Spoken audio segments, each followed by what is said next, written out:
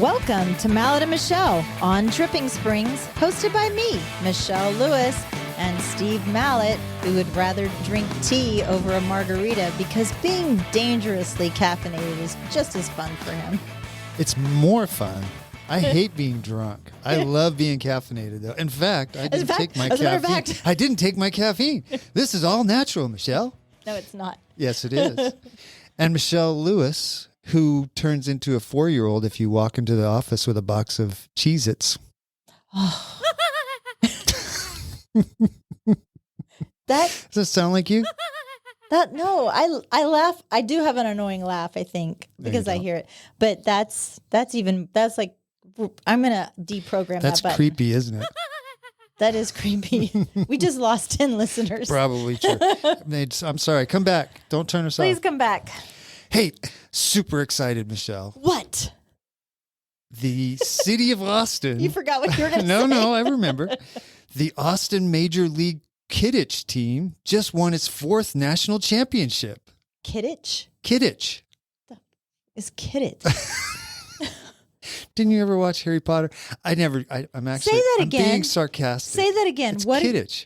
It's Kidditch? Kidditch. It's that weird. I don't know how they play it in real life, but it's that weird. Do you know game. how they pronounce it? Why don't you tell me? It's not Kidditch. Is it Quidditch? It's Well, you're missing the point. Well, if I don't know what the heck you're talking about. Quidditch. Nerds. 4 years in a row, the Austin. It's the town. The team's called the Outlaws. Which when I imagine this team, I imagine a group of guys who have never dated before in their entire life, and they all have 2 cats, which are all named Dumbledore and Hagrid. And they're all going to be picketing the office next week once mom gives them a ride to the You know office. what? They probably all look like rugby players. They're going to be coming in the office and roughing me up. Kick Steve's Beating butt. me to death with their Kidditch brooms or whatever that is. Kidditch. Quidditch. And you're going to... Kidditch. You're sticking to that pronunciation. I'm sticking to it, Kidditch. You need to rewatch Harry Potter this weekend. No, I'm not watching Harry Potter. Yeah. I hate Harry Potter. You've been really lazy lately. I have been. I've been really slacking. You've just been sitting around in your PJs doing nothing. Finally, the wedding of the century is over. It was a good one. Thank you very much. It was a good one. It was.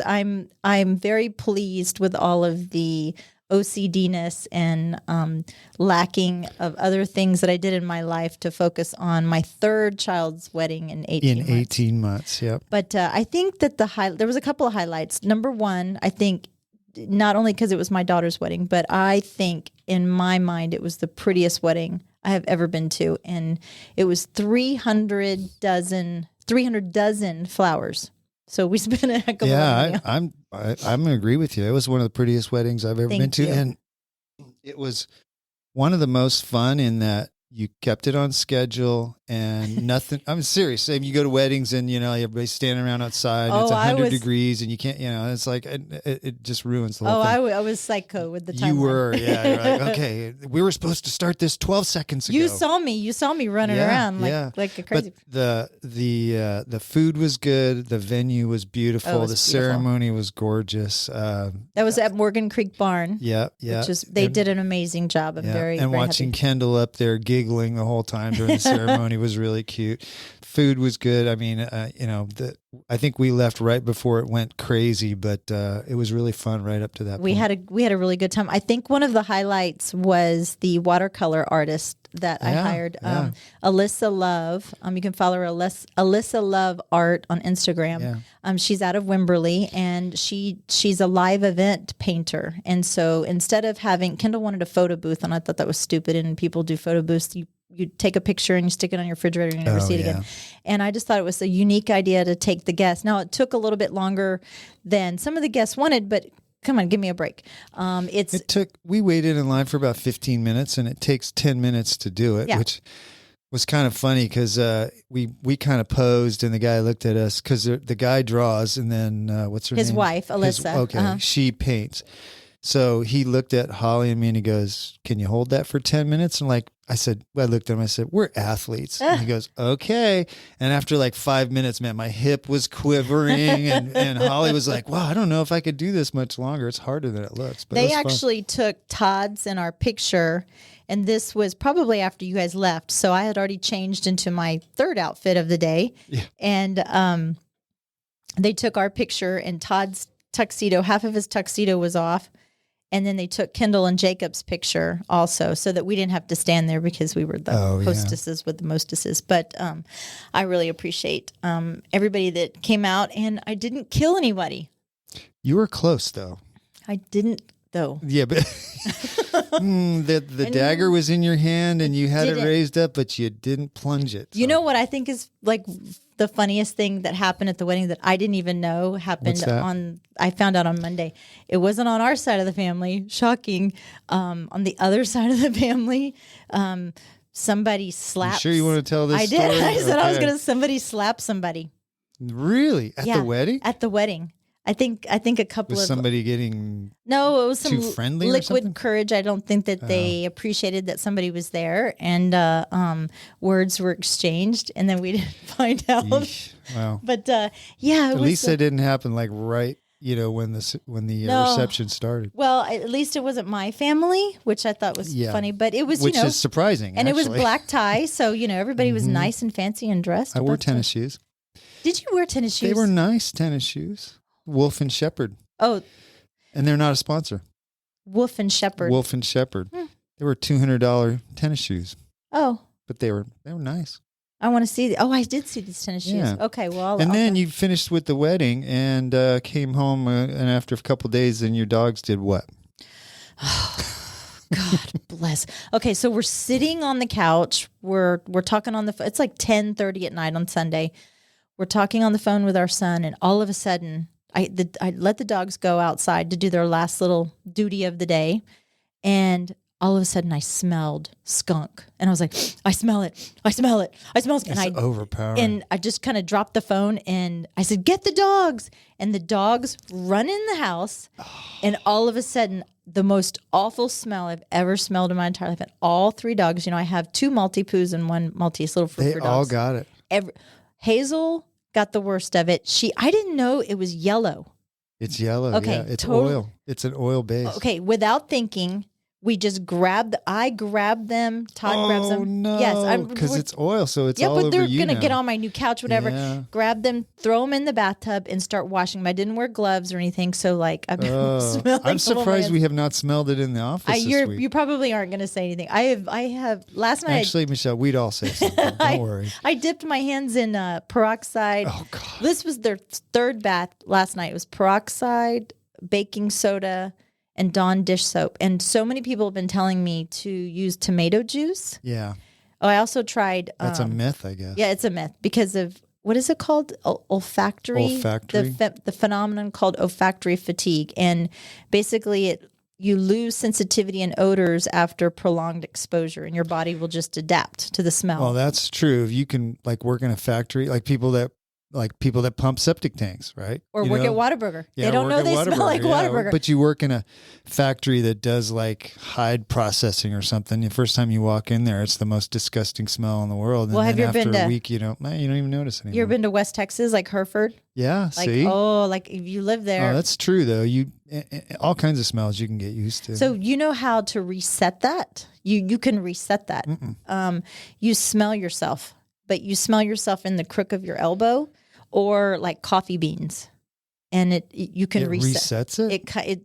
So people that work in perfume factories, I sense an experiment coming, Michelle. Lick your elbow, and then smell it. Yeah. So that actually reminds me. About a week ago, I was running in Belterra, and it was 5:00 in the morning. So I have my little headlamp on, and the batteries are running dead, so it's not very bright.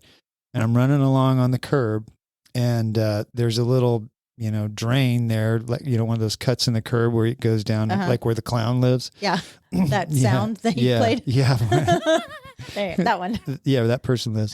And I'm running along, and I see some little furry thing, and at first I think it's a bunny.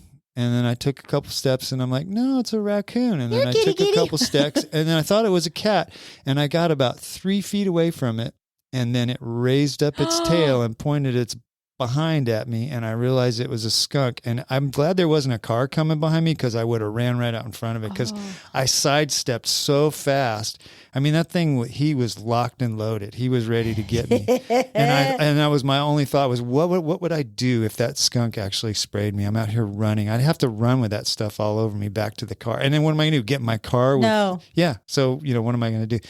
Luckily, I avoided it, but it scared the you know what out of me. So yeah, because they shoot out of their behindy hole. It can go. I read a little bit. It can go 10 feet. And apparently they're very accurate too. So it's not like they're like aiming their butt. They're not like randomly just spraying. So how did it get all 3 of my freaking stupid Probably idiot because your dogs didn't figure out after the first spray because they can spray multiple times. It's not it's not like a one-time thing. They're not the brightest animals. Well, yeah. The other thing about skunks is you don't want to kill them, because there's actually a muscle that holds that stuff in. Their sphincter muscle? It's might be a sphincter. I'm not sure it's a sphincter. But anyway, so when you kill them, like if you shoot them with a 22 or something, as soon as they die, all that stuff comes out. So how do you get rid of them? Well, you can trap them, but they're going to spray you. Okay, so now you've trapped them. Where are you dropping it off at? Because it's in our backyard somewhere. Do they have a den? Do they have a little condo? Yeah, they do. They actually, always thought they migrated, because it seemed like at certain times of the year you'd see them dead on the road a lot more. Do they climb walls, or do they get through holes? They go through holes. Okay, well, they live in the ground, like in a burrow.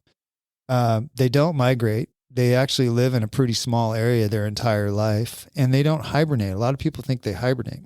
Well, because I thought this was like the people were saying, "Oh, this is the season for it." So maybe. Well, I think they're just more active as the weather's good and there's more bugs and more critters out there for them to eat. I'm hoping that the rain has dissipated the smell in the backyard. I heard that if you don't do anything, that it's 14 to 21 days for the odor, the oil to break down. 14 days. If I know. I think the rain might have helped, but yeah, I think even if you do all those treatments and get them off your dogs, if you pick your dog up and smell it a week later, you can totally smell it. Yeah, it's a faint. Yeah, it's a bad.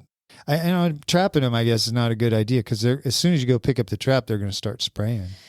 Well, that's not my job, isn't it? Yeah, but tell Todd if he catches the one he's going to put a tarp over it. And he can't shoot it. If he shoots it, then it'll just explode all over your yard. Then he's going to sleep outside. Yeah.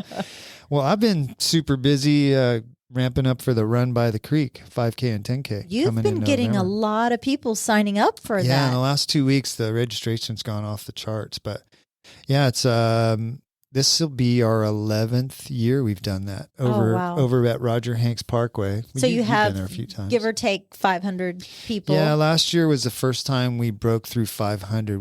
It's so funny. We had like 6 years in a row, we were 483, 487, 469, and then last year I think we did 548. I think everybody was sick and tired of being inside. So that's true. Yeah, the year of COVID, we actually were limited to 250 by the city and the county, and we lost money that year, because all the money goes to charity. Uh-huh. So we just wrote a check to ladies' basketball league here in Dripping, which, remember Coach Waite was talking about how some kids don't aspire to be professional players. They just want to enjoy the game. Uh-huh. Well, that's what this league is about. So we gave them $1,000 and we donated to the city and the You've county. Donated, from what I recall, you helped build or rebuild the walking trail. The walking trail over at the soccer park. Yes. Yeah, that one section that was about 300 yards long that was unfinished for a long time. It was very dangerous because it was hard to walk and there was rocks and stuff.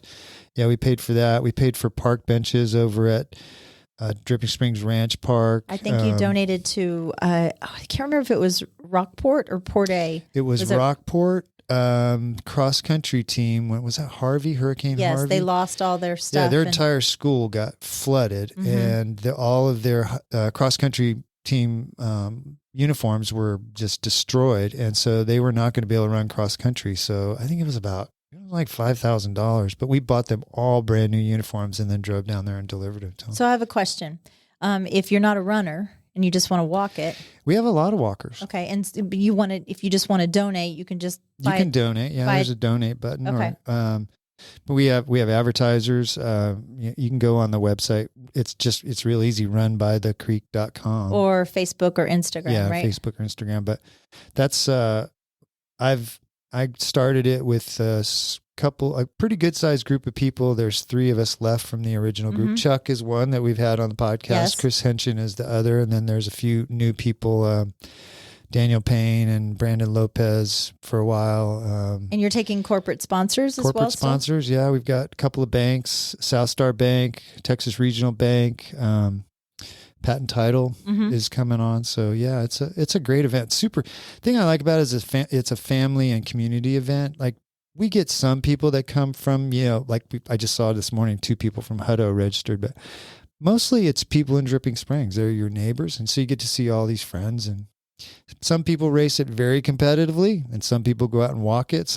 Some people push their strollers. It's one of the most beautiful. I was going to say, yeah, it's gorgeous. With the new creek. And the bridge is open. Yes. Yeah. So if you ever take that little section of Creek Road where it crosses Onion Creek, where the bridge was closed for a couple months, it's open and it's gorgeous. I rode my bike down there Sunday, and super nice. 2 lanes now. You don't have to wait for traffic, and there's actually a little bike lane on the side. So it's gorgeous. Really Are you nice. Worried about next year, about where you're going to hold it and what's going to happen? We are.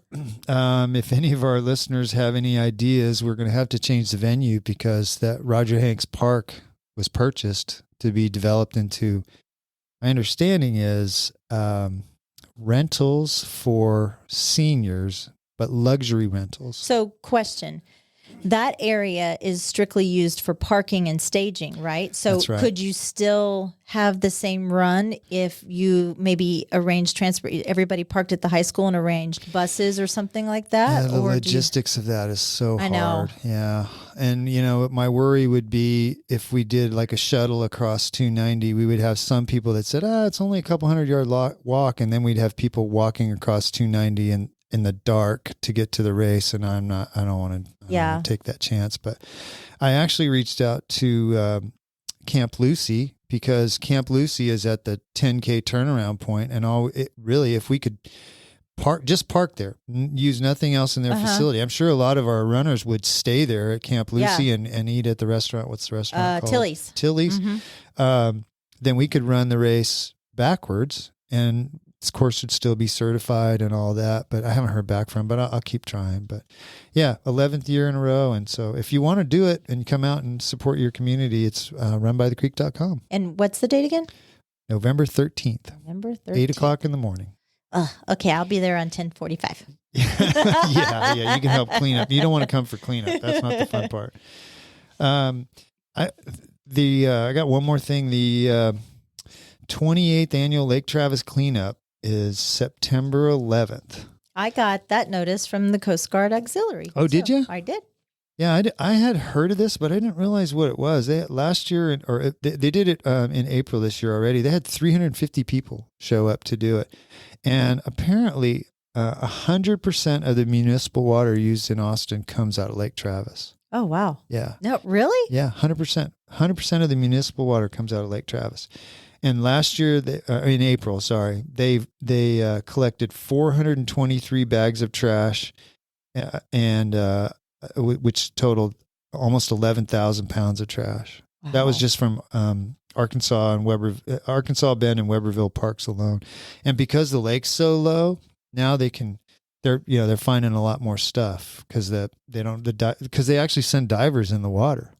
Mm-hmm. There's a picture of divers going down collecting stuff. Looks like they have a little magnet looking for things under the ground. So that's stuff that people are throwing off of boats or falling off of boats. Yeah, but I mean, a lot of it's stuff along the shoreline, maybe places you can't normally get or people don't normally go. But I was actually trying to see how you find out about it.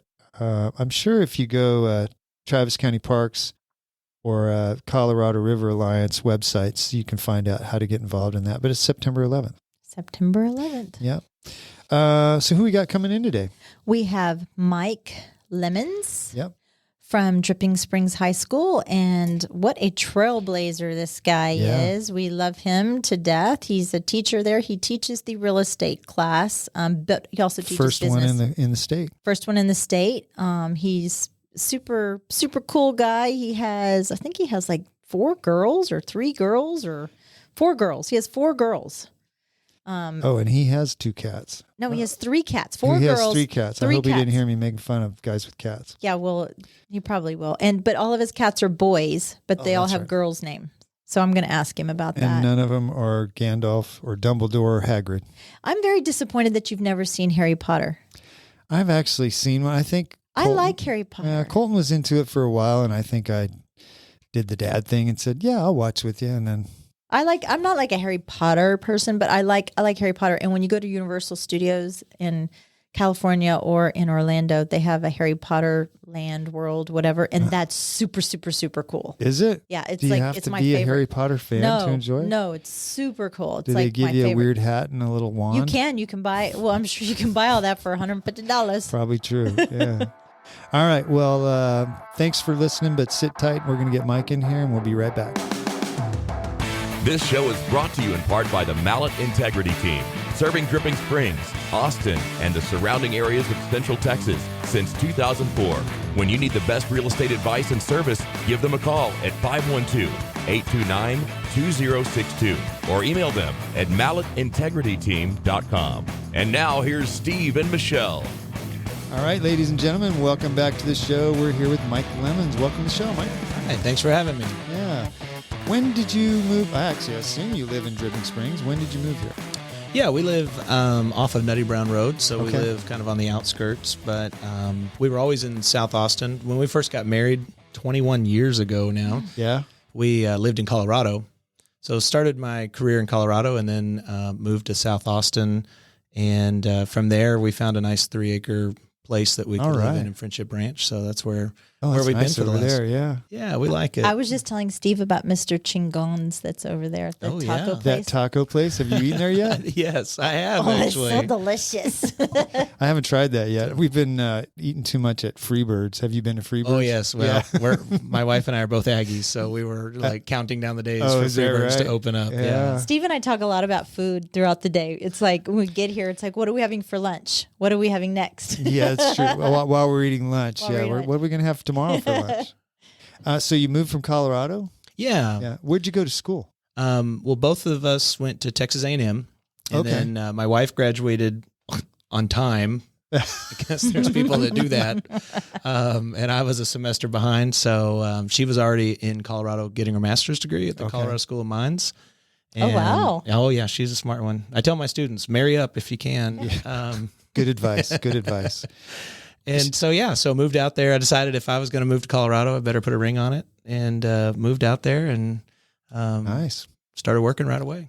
So she's a hydrologist? She is, yeah. So Can you give us the Cliff Notes version of that? I don't know what a hydrologist is. Study of water? Well, she's a licensed engineer and a licensed geologist, and she basically acts as a consultant helping cities and regional water authorities find and plan for their water needs. Oh, wow. So she does most of her work up in Lubbock right now. Well, I was going to say maybe Dripping Springs could hire her. That's funny. I went because my son Colton is a geologist, graduated from Tech. He's got a master's, and he's in Lubbock. Okay. So I wonder if they know each other. I don't know. Who knows? It seems like that's kind of a small world, really.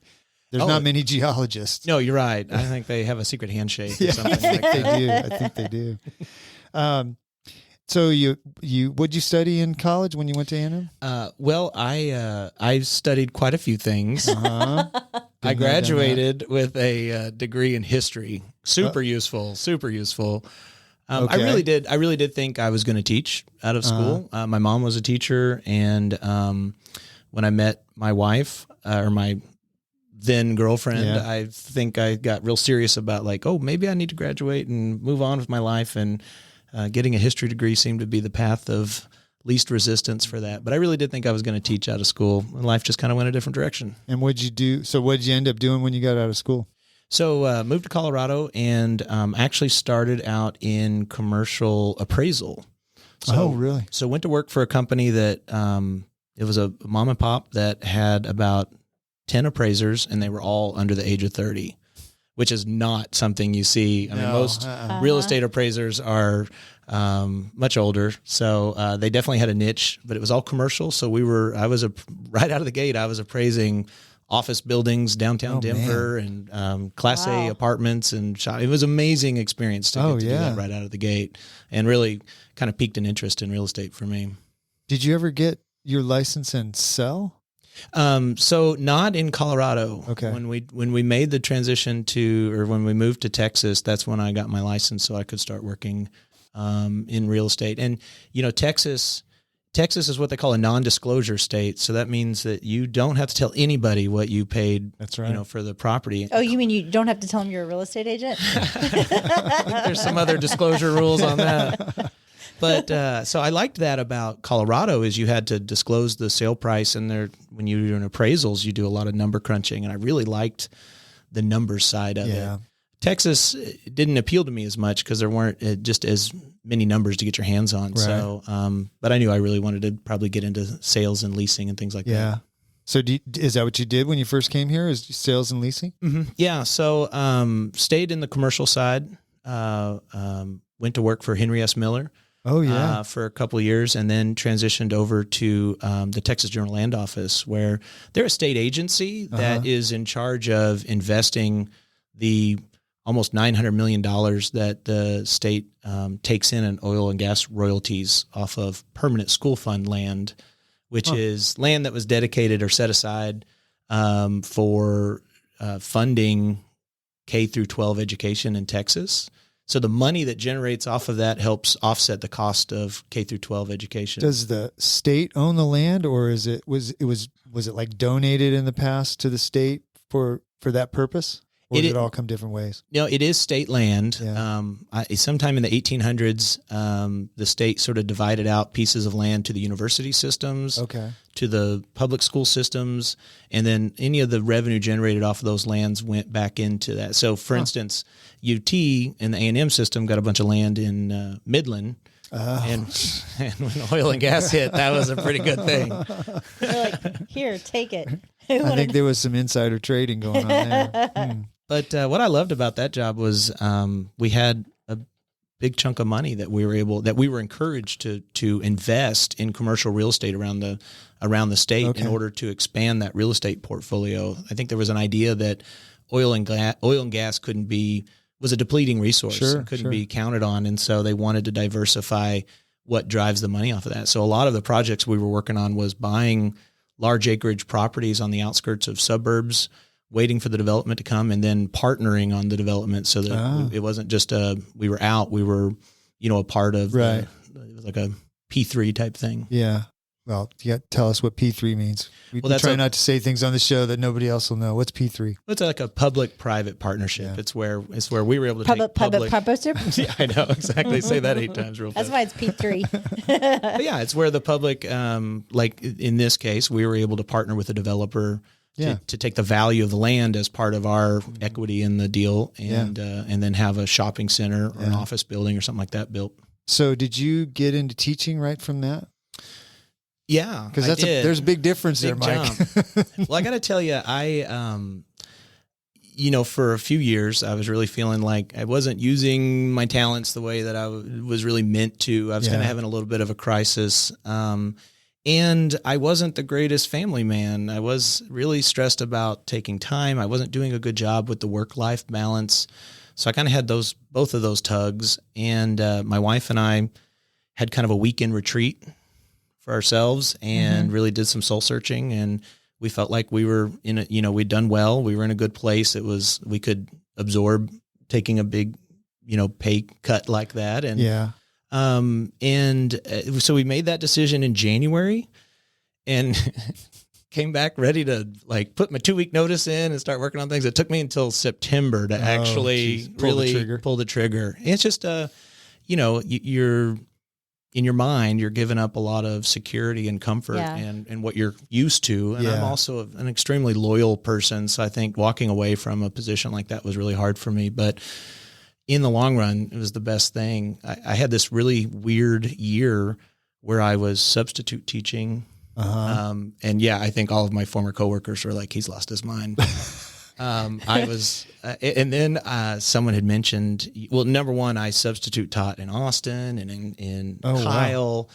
And when I came to Dripping Springs, it was like the heavens opened up and the angels sang down, and kids were still wearing like belt buckles and saying yes sir and no sir, and I thought I have found my place. Go feed my goats. Yeah. But I really, it just resonated. And so one of the teachers at the high school had mentioned, like, this is a hard school to get into because they don't have to just hire anybody, and suggested that if I really wanted to work there, I should probably do a student teaching stint there. So I became the world's oldest student teacher. Wow, there's a pay cut, huh? I remember a student, we were just talking at the end of class, before the bell rang, and we were talking about, at that point I had 3 kids, had been married for 15 plus years. Wow. And the student said, so you still live with your folks? I was like, in the basement. I wish. It's just me and my PlayStation in the basement. That kind of gives you an idea of just they have no concept of age, really. Well, I'm kind of the same now. I can look at a kid that's in high school and go, are you 15 or 25? I can't tell. You all look the same to me. I play that same game in the hallway every day. Yeah, I bet you do. Are you a teacher or are you a student? I can't tell. Exactly. Yeah. So when did you get hired on full time at Drip? So it was the next year. So I what did year it is student. that? So that was, I had Kendall, your daughter. So I student taught Kendall. I was, when you were saying that few... story, I was like, please tell me Kendall did not say something just because it wouldn't. He knows, Kendall, I will just say she was in my sphere of awareness at that point. As Kendall will be.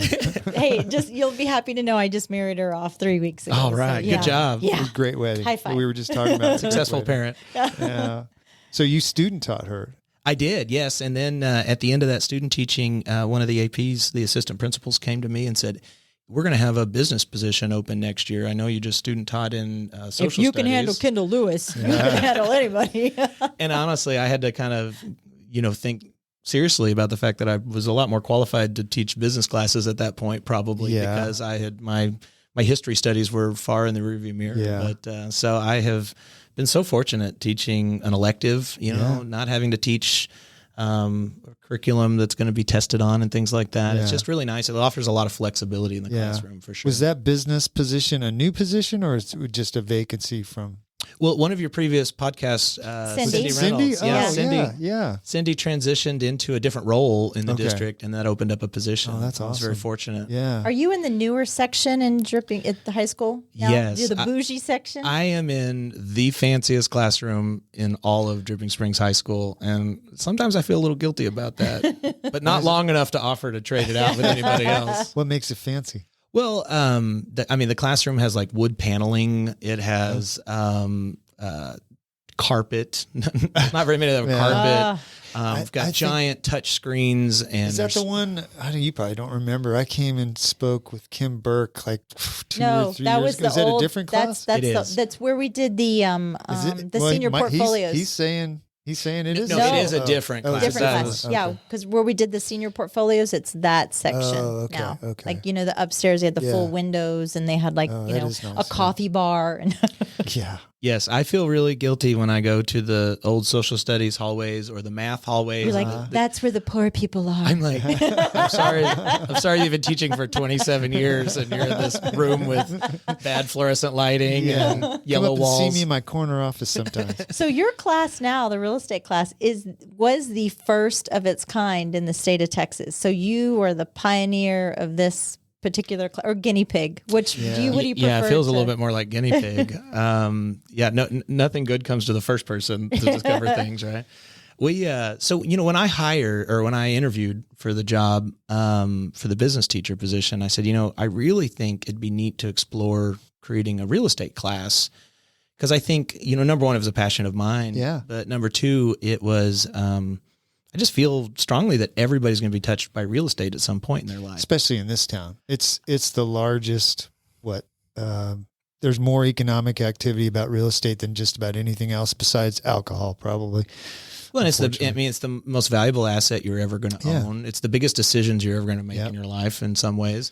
So it was just kind of an idea at that point. And then a couple of years in, the state has an innovative course process where you can apply to have a new course added to the course load statewide. And so I was encouraged, go ahead and write it up as a class. Wow. And at that point, it kind of evolved into, well, let's license them if you can. Students, to get your license, you have to be 18 years old. Yeah. But you don't have to be 18 to get the education. So it's like, well, let's limit it to just seniors and we'll meet all of the Texas Real Estate Commission's requirements for education. And we set the class up around that. And yes, I was the one who wrote the curriculum for the state, and that was the part that felt a little bit like I was being tortured instead of How long rewarded. did it take you to write it up? Months. I bet. Because I was doing it on top of teaching. I remember. Course load. Yeah, because we came in there and spoke to the kids. And also that's when Kendall decided that she wanted to be in the class because she thought what I did was nothing. And then she actually took the class and she was like, there's work in that class. A little more than nothing. Yeah. Right? How many kids do you have go through that where they decide, I'm glad I took the class because I decided I don't want to sell real estate? More than you'd think. Yeah, I bet. I think so. In a typical year, this will be the 5th year I think we're teaching this class. And every year I probably can realistically expect to send about half of the students on to really seriously about getting their license. Some drop out at the semester. They know it's not for them. What happens to me in the spring oftentimes is students get accepted to out-of-state colleges. Arkansas is real popular right now. And they don't see the value in getting something here that doesn't transfer to Arkansas. And, I still try to hit home. I think one of the best pieces of advice I was ever given professionally when I went to work in appraisal, when I was interviewing for that job, she said, well, what do you do? I said, well, I have a history degree. She said, well, I assume you're probably good at writing and you're probably good at crunching numbers and things, as we had talked a lot about math. But she said, you need something that you can fall back on, that you will always have. She was a CPA. Okay. And she said that was the advice that she was given to go on to get her CPA license, was like, look, once you've got this, as long as you keep up with it, nobody can take it away. It's a fallback. It's something that you've always got. And it's something that distinguishes you from other people because you have this professional distinction. And so I really took that to heart at the time when I got my appraiser's license. And then I still feel that same way about these students. Like, look, I teach students that are going to go off to 4-year colleges. Yeah. Almost all are not going to just start a real estate career when they graduate. So I think I've always been, or tried to stay real practical about the fact that these are students that I'm hoping will go off to college and maybe they could work for a title company or a surveyor or in a brokerage firm. All kinds of jobs in the real estate world that aren't in sales. What do you think the biggest misconception your students have had in regards to the real estate profession, like that you're hearing from these kids? Well, I think, two things. I think, number one, the licensing classes, you've completed them. They're not the most exciting class. They don't really teach you how to practice real estate. Yeah. Steve says that all the time. When you get your license, you really don't know how to do real estate. You know some basic things, but you're really not qualified to sell real estate. Right. I joke with the class. I feel like half the time I'm telling them, don't do this or you'll go to jail. We're talking about, we've narrowed it down to just how to stay out of jail. Right. But I think that is one of the biggest misconceptions, is that this class is going to tee them up, but really where they're going to learn the real estate industry is when they go to work for like a Keller Williams. Is a wonderful, they still have kind of the gold standard when it comes to training programs for new agents. That's right. And so we talk a lot about like trying to find a good fit. If they are going to go off and get sponsored by an agent, trying to find a good fit that will actually be somebody who's willing to really teach them the business. Yeah. Boots on the ground. Yeah. Well, the other thing about getting some experience in real estate, it's one of the few professions where you will learn all different types of skills. You'll learn marketing, you'll learn accounting, you'll learn sales, you'll learn management. You'll learn lots of bad words. And Michelle will learn TikTok and Instagram. And you'll learn what breakfast tacos are the best in town. But I mean, you will. You'll you have to have some skill in all of those. Because if you don't have at least some skill, then you're not going to be a very good realtor if you don't have any of those. It's so true. And I think that's also the value of the team system that they are now, that they have created. It's like you can take people who have something to offer in each one of those different areas, and they can be a team, and they can use their strengths to be, successful as a group.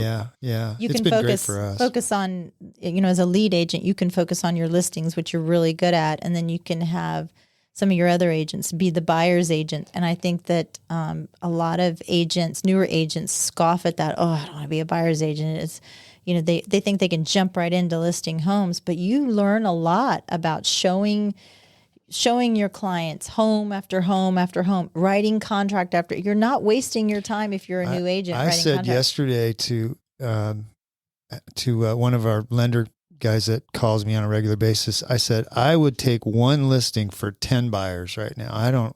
Buyers are so tough right now. And even during this craziness we've had the last 2 years, there were agents in our office writing 20 offers, 20 different properties before they'd finally get their buyer a house. That's so much work. I want the listing because I know as soon as I ink the listing paperwork, I'm going to make a sale. It's going to sell. No, you're right. And that's tough. But I think, working with the buyers also helps you see how the industry is run. Yeah. You can see how other people are doing their job, and you really start to see quality listings versus subpar listings. You start to see like, oh my gosh, they took pictures themselves. They didn't hire a photographer, or the staging's all wrong. And it's like you start to see like where the agents that excel are versus the ones that are just kind of doing it as a side job or something. I was actually disappointed during this market boom we had, how many really good agents just did the bare minimum. That was because Michelle and I, we staged everything. We've videos, drones. We still did everything we always did. Even though it went on the market the same weekend. Yeah, and it would sell within 2 days because I knew when the market slowed down that people were going to look back and see the marketing that you did when things were good. And that's your resume, right? That's, so you always have to have a good book of business for these agents to look back on. Along with that, I think from my standpoint, I think one of the biggest misconceptions of newer agents is the amount of money that it does cost to start up. Because not only are you paying to get your license, but Dripping Springs will pay, right? For the test, the test. Actually, the test is on them, so all of the coursework, okay, and then but there's cards and there's signs and there's lock it's $1,000 just to join the board, right? Right, with an MLS subscription and everything, it's very costly. And these 18, 19-year-olds, they don't have credit cards. Right. So they're banking off of their mom and dad. And it's like, okay, well, how are you going to pay the stager? How are you going to pay the photographer? How are you going to pay for these things? And so, you may have to work a little bit harder at the beginning if you're a newer agent, if you're young, especially when you're younger, and learn the business. Yeah. How are you teaching the kids to market themselves when they get the ones that want to go out and get their license? What are you telling them and teaching them about marketing themselves? It's really funny. That's probably a little bit of a blind spot right now. Right? The material that we have to cover takes us almost all the way to the end of the year. And so every year I start out with a good game plan, and then so the best year I had planned to get everything teed up to where the students were going to be able to go COVID hit. Oh, geez. Set me back. And then the next year was pretty odd because I had half the students in class and half the students on blank screens. Last year we got all the way to the end. We were on track. We were going to hit the mark perfect. And then we all bombed the real estate finance test to the point that I was like, oh my gosh, we really missed something here. So I had to make the decision to pull back and to spend another few weeks reteaching and getting the students to pass that last segment of the required testing before they could apply for their license. And that set us back to where we weren't able to finish up. So I have kind of two things going on typically. I have students that won't be 18 until after graduation. Mm-hmm.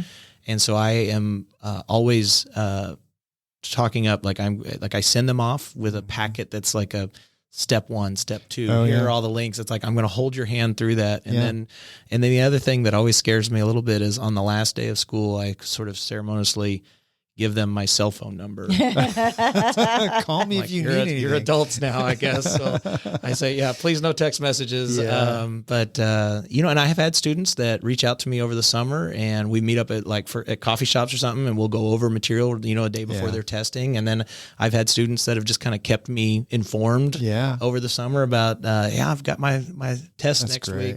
That goes along with like Steve. We were talking about some of the questions that we want to ask you. And it's like, what is your biggest success story? Who's the kid that's come out that you're like, do you want to name Or him? not necessarily a kid. That probably. Well, what do you feel like? You don't have to tell us who it is, but your biggest success. Well, it's hard to quantify, I guess, because I feel like, again, most of them are going off to other phases of their lives. And this is sort of something in addition to that. But I will say we were at a dinner. We had some family friends and some other friends that we took to a nice dinner at Trattoria Lucina. Don't know, a favorite of ours. Yeah. And our waiter was a former student. Oh. And so he said all kinds of nice things about, me being a teacher, and that looked good, right? And then about halfway through the class, or halfway through the dinner, he said, I've got to show you, Mr. Lemonds, I've got to give you my business card. And he opened up his wallet and gave me his business card. He's like, I do apartment leasing for all of my friends on the side. I got my license and I do apartment leasing. So every end of the year when students are deciding to renew their license, I help them, and I collect a commission from that. And it's been real lucrative and everything. But he just went on and on at dinner, and it really made me feel like I had made an impact. Well, I think that's awesome, and he's learning the business, even though it's baby steps. But that's a great way to learn it, because you don't go into jail, right? You can't really mess that up. If your first deal is a $2 million commercial deal, there's a lot of places to fall into jail on that. Well, I was going to say one of the things that I really like, we've evolved the program to where we now have a junior level class that we offer. It's called Principles of Real Estate, and that's a class that really is intended to be sort of like pique their interest in the real estate industry. We have a whole unit where we just cover construction of a home from like beginning to end. Oh, yeah. And we're able to go out in the bus and see, we meet with a builder, when the foundation's being poured. And then we come back a few weeks later when the framing starts to happen, and we can see, that go on all year long. So I really do love that class we're allowed to actually get out and, see real estate. We need to have you back on now that COVID's over, back on the DSE tour. And what we were doing is having septic guys, well guys, inspectors, and it was kind of an all day where we were just kind of round table these different experts. We do. I love that. So we would pick a day. We would tag along with the Dripping Springs Elite.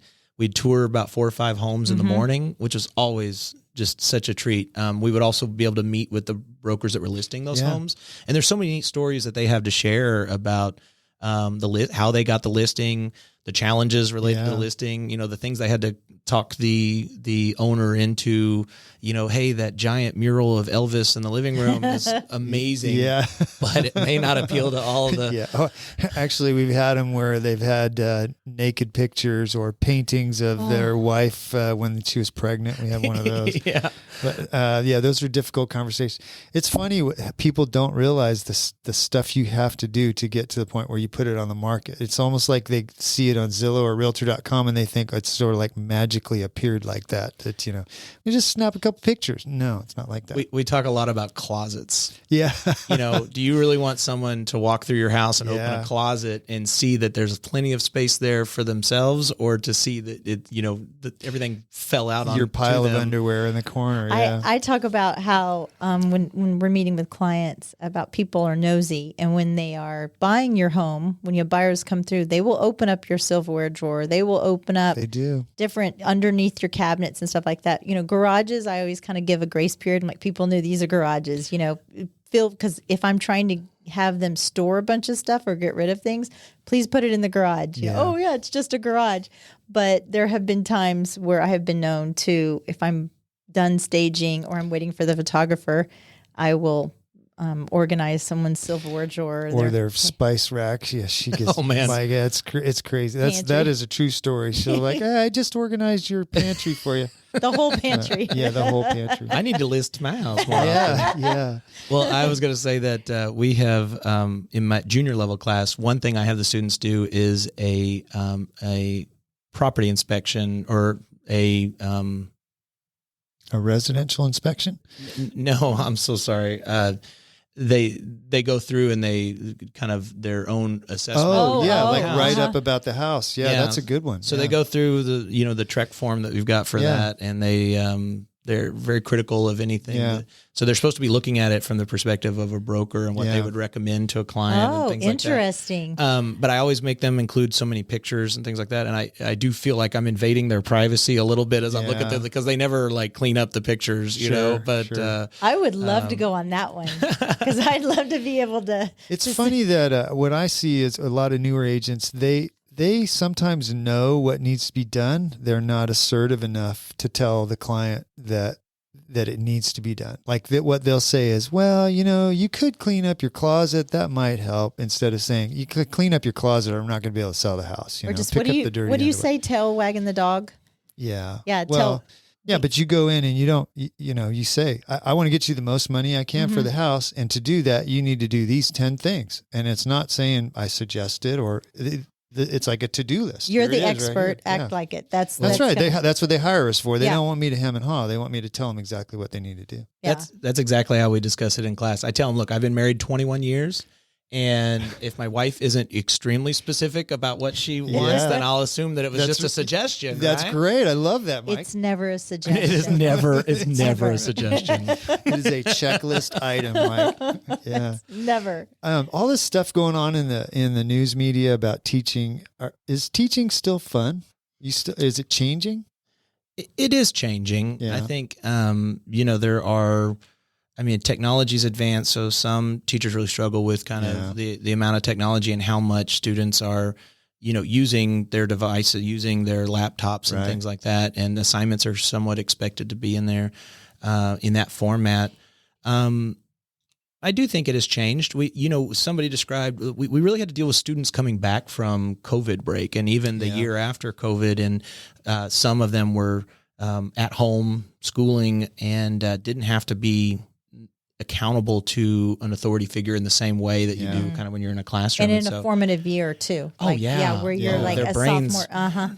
And you're right. And they didn't have, role models around them to see. And so someone described it as that they were feral. They came back. That's great. Yeah. And I really did think that was the case. And I feel like we started last year that way a little bit, but then ended the year strong. And I think this year, I feel very differently about it. I think the students are back, have the priorities. The kids that you have this year, so your junior class, they were freshmen.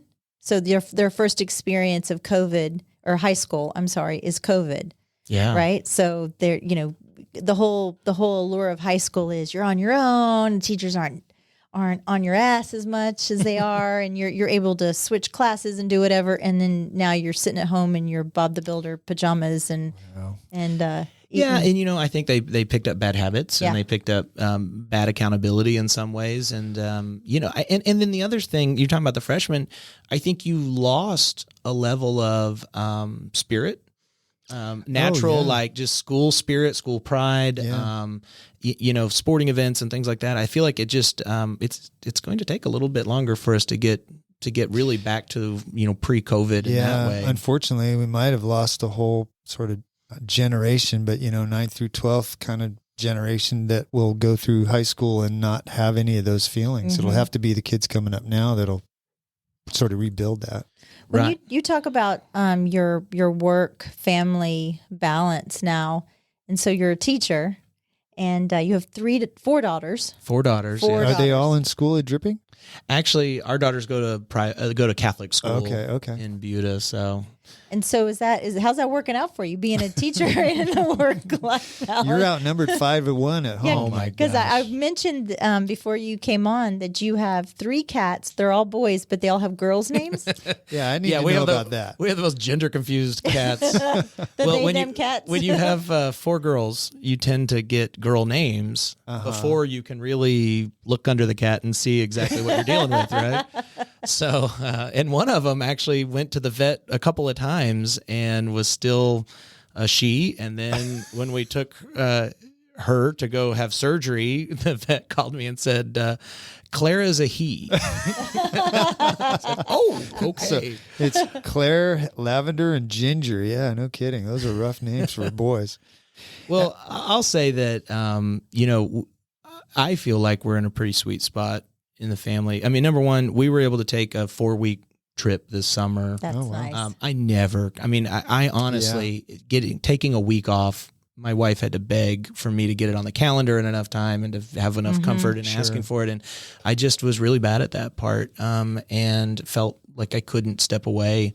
It has completely liberated me in that way. Yeah. The other thing that I think is... I'm going to be a teacher now. Well, I'll say the one thing that I think is really also amazing about teaching that I didn't expect. I mean, everybody knows like, oh, great, you're going to get a couple weeks at Christmas and you get a spring break. And but the other thing is having a finish line every year and the opportunity to reset. Oh, yeah. I didn't think that would be, but like, you guys know, you work on a project for a really long time. Yep. It happens, it comes to fruition. Everybody high fives each other and it's a great happy hour. And then you still have to come back to work on Monday and pick up on everything else that you've been falling behind on in your desk. So I really think that it helps so much to have kind of that finish line to help you feel like, okay, that's cool. This is, I'm going to have a chance to reset. And then the other great thing is it gives you a chance to kind of, if you're introspective on it, you really get a chance to be better the next year. You get to kind of like think about like, well, what worked, what didn't work, how can I improve that? And a lot of times that's a harder process to implement in your day-to-day job if you don't have kind of a gap to really like. Well, yeah, because you're just covered up all the time. You're just trying to keep up putting out the fires. You don't really have much time to sit back and go, let's see how we can improve it. That's nice how we do with the listings. So it's like, you think you've got some really good, like, oh man, that was a great transaction, great house, great client, everything just bing, bang, boom. Yeah. And then you have the House of Horrors and it still traumatized me. And I wake up. You know what? That's what keeps us coming to work every day because if you don't get bored. Which one? The House of Horrors? Yeah, the ones that I was having nightmares about? The house of which we will not speak. Which we will not speak. So a couple of things, Mike. You did an Ironman. Did you do one? One, yes. Yeah. What made you want to do that? The Arizona Ironman. Yeah, well, we, my wife and I, before kids, had kind of gotten into doing triathlons. I'd grown up around a pool my entire life, but didn't know how to like lap swim and like for endurance, and so we took a class through a triathlon training company and like learned how to do that and just loved it. And we did for years. We did triathlons on a smaller scale, and it was it was like a. Well, really, I was completely unprepared when I signed up for it, and I thought this will be my carrot, right? Okay, if I'm all in, they're not cheap to sign up for. No, they're not. And it did. It was great. Went out there. I had something like a 4-month-old at the time. Oh, gosh, so, geez. I mean, Paula gets a lot of the credit on that for, staying sane while I was playing. And both of you were training for it. I was the one that you just did the right. Ironman. She didn't do it. Okay. That makes sense. I was going to say. Because he had a 4-month-old. He's like, I'll go train. You heard it more than me. Yeah. Yeah, I'll go train. Yeah. What could go wrong? What's so bad about that? So, it's funny. I was thinking about that on the way over here because I knew I had mentioned that, and you do a 2.5 mile swim, right? And a swim. Once you're sort of in shape enough, the swim. I need to define first. I was not in it to win it. Okay. I literally mapped out that the course was open for 16 hours, and I backed into how long I had to take on each segment. Just don't You're not drown. the only one that does it that way. Yeah. So I don't want to overstate, but that swim, it's just you're in the water for about an hour and a half, and I think that was the most spiritual moment or experience I've ever had, because it's just you. And it's just you, and you're in your head for an hour and a half, and all you hear is the bubbles in the water. Yeah, I know. Yeah, it was like I had this like whole spiritual conversation, and like I was in like such a zen place when I was done. It was like my nirvana. Is it hard to swim with those big floaties on your arms? Yeah, apparently they frown on you having an inner tube. Yeah. I've done a couple of, because I'm a pretty good swimmer, I've done a couple of 10K swims. And, oh, wow. And it takes, the fastest I ever did was like 3.5 hours or something. It's true, because you just go on, and you just start thinking about things and singing songs in your head. And it's pretty wild, isn't it? You can't do that on the bike as much because there's so much going on. But, the other thing that taught me was that I really should get over my perceptions about what people can achieve. Yeah. Because when you go out to those triathlons, there are people literally of all shapes and sizes and of all ages. And it's like, how dare I think that somebody's capable or incapable of something, because I just don't know. Yeah. You know, sometimes the fastest swimmers, I swim with this guy, Carl. He's 70 years old. And I hope you're not listening, Carl. He's got a little bit of a belly. Some of us do. Yeah, he's 70 years old. I said I'm a pretty good swimmer. He kicked my ass this morning. You're 10 years off. He's 10. Yeah, I know, but he's 10 years older than me, and so yeah, you're right. You can't tell. He's a fast swimmer, but so there's hope for me. There's hope for you, Michelle. In my unicorn floaty. No, there's no help for Michelle. Yeah. Thank you. He's just being nice. But I want to ask you about Machu Picchu too. That's not what you did recently on your month-long trip. No, this was before kids. You have all your fun before kids, right? BC. BK. Yeah. But no, we had some friends that he spoke fluent Spanish, and they had said, hey, we're thinking about doing this. And so we did. We flew down to Peru, and then went over to Cusco, Peru. And from there, you start a 5-day journey. I can't remember the exact mileage, but you're basically walking along the Inca Trail, which is like the Incas built these amazing trails throughout the mountains, and they're all steps. And they're all they're all like tiny steps. So basically, every day you would do like a Stairmaster for like 6 to 8 hours. Wow. But I don't want to overstate. It was a very spoiled trip. So like you get up in the morning in your tent, and you get ready, and you go have a breakfast that someone else has already prepared for you, and then you get to hiking, and then while you're hiking, these incredible people start passing you who have packed up all of your stuff. Most of them barefooted. They had, I mean, their feet were amazing, and they would jog along. And this is, it's at altitude too, right? Yeah. I was going to say, can I rent a donkey on this thing? This one might not be for you. Thanks. No, but is there a Nordstrom's at the top? So altitude in our world is, the highest peaks in Colorado are like 14,000 feet. Well, we're the highest 1,200 here in where we are sitting right now. The highest there are like 21,000. Yeah. So yeah, that was a biggie, but it was amazing. The last day you get up at like 4 a.m. and you hike for about 2 hours, and then you get to Machu Picchu and you watch the sunrise over this amazing archaeological site, and it was so cool. That's was really great. neat. That's great. Well, I that's kind of on my bucket list. That's what April Miller was telling us about. Yeah. Well, what's next for you, Mike? How long do you think you're going to teach? What's up? What are you going to do next? That's a great question. Like people love to ask, like, are you going to get into like administration or something like that? No, is the answer there.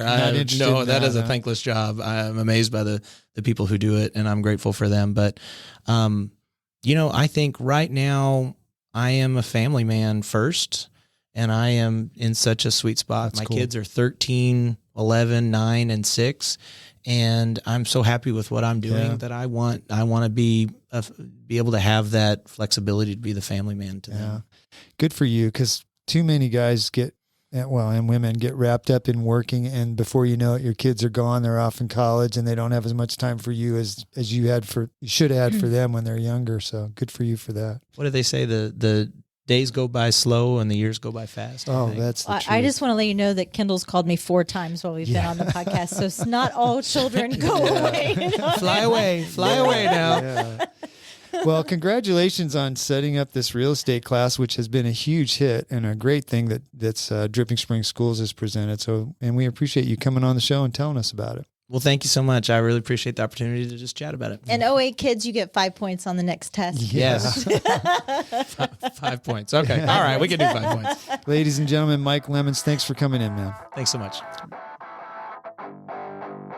This show is brought to you in part by the Mallett Integrity Team, serving Dripping Springs, Austin, and the surrounding areas of Central Texas since 2004.